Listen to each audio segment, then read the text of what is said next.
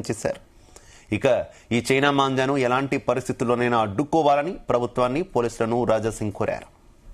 ఈ 14 జనవరి నుంచి దాదాపు 15-16 వరకు సంక్రాంతి పండగ. మన తెలంగాణలో సంక్రాంతి పండగలో గాలిపటం మనం ఎగిరిపించి చాలా వైభవంగా ఆ పండగ మనం జరుపుకుంటాం. ఒకప్పుడు దారం నుంచి మా దగ్గర మాంజా అని ఆ పదం వాడుతారు. దారం నుంచి మాంజా తయారు చేసి ఆ గాలిపటం ఎగిరిపించేది. కానీ ఏ విధంగా సమయం మారింది ఆ విధంగా ఆ దారం కూడా మారిపోయింది. ఇప్పుడు ఏంటంటే ప్రత్యేకంగా గుజరాత్ స్టేట్ నుంచి ఈ తంగూజ్ దారం తీసుకొని వస్తున్నారు.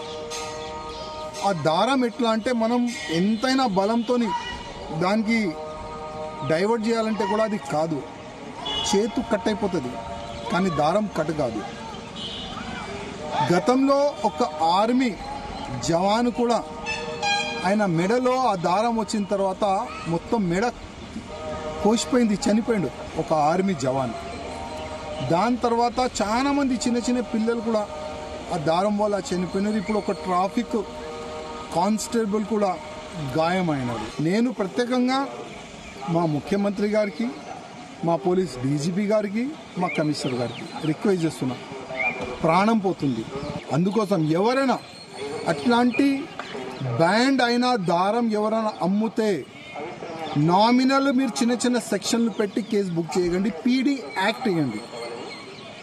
ఇంకొకసారి అయినా అట్లాంటి దారం అమ్మాలంటే ఒక భయం ఉండాలి. నేను మా కమిషనర్ గారికి, ముఖ్యమంత్రి గారికి రిక్వెస్ట్ చేస్తున్నా. ప్రత్యేకంగా ఈ బ్యాండ్ దారంని ఇల్లీగల్గా వాళ్ళు మన తెలంగాణకి తీసుకొని వస్తున్నారు. ఓల్డ్ సిటీ ఒక అడ్డా తయారైపోయింది.